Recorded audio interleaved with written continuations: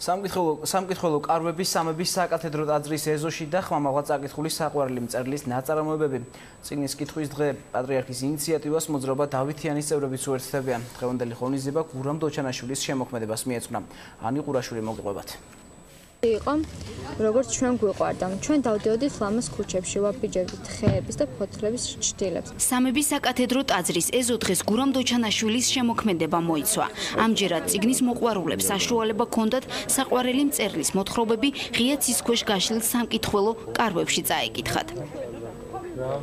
ეს პროექტი მნიშვნელოვანია იმდენად, რამდენად დღევანდელ საქართველოში ძალიან დიდი პრობლემაა მოგეხსენებათ წიგნიერებასთან დაკავშირებით და ჩვენ ვცდილობთ აი ესეთი ინიციატივებით, ესეთი ღონისძიებებით რაღაც წვლილი შევიტანოთ იმაში, რომ გაუმჯობესდეს ოდნავ მაინც ეს მაჩვენებელი. გავაკეთეთ ღია ცის ქვეშ ბიბლიოთეკა, გამოვფინეთ წიგნები, რომელიც მომხმარებელს თავისუფლად შეუძლია აიღოს, წაიკითხოს და უშუალოდ ღია ცის ქვეშ და შემდეგ დააბრუნოს.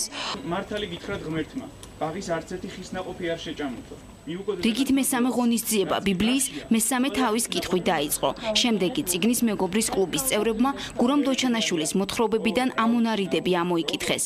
წიგნის მოყვარულებმა საყვარელი მწერლის შემოქმედებაზეც ისაუბრეს და მისი წერის უჩვეულო მანერას გაუსვეს ხაზი. გურამ დოჩანაშვილი არის ჩემი ერთ-ერთი საყვარელი მწერალი. იგი მისი წერის მანერა გამოირჩევა ძალიან საინტერესოა მისი წერის მანერა და ყველა ნაწარმოებში არის რაღაცა ფარული აზრი, რომელიც უნდა ამოიცნო და ყველაზე საინტერესო ეს არის, როდესაც მის ნაწარმოებებს კითხულობ. ჩემი აზრით, წიგნი მხოლოდ მაშინ არის ღირებული, როცა მის წაკითხვის შემდეგ ხვდები, რომ უკეთესი ხარ.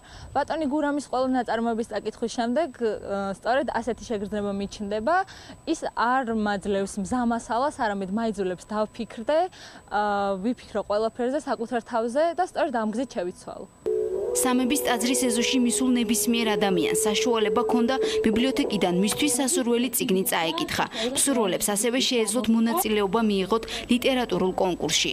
მოხალისეებს წასაკითხათ დოჩანაშვილის ნაწარმოები, მუსიკოსი დაურიგდათ. საუკეთესო სიღრმისეული ანალიზის ავტორებს კი წიგნის მაღაზიამ ქართველი მწერლების კრებული გადასცა. ჩვენ გავიმარჯვეთ ამ კონკურსში და ძალიან ბედნიერი, იმიტომ რომ პირველად გავიმარჯვე ესეთ კონკურსში და თან პირველად მივიღე მონაწილეობა და ვერ გამოვხატა, ისე მიხარია.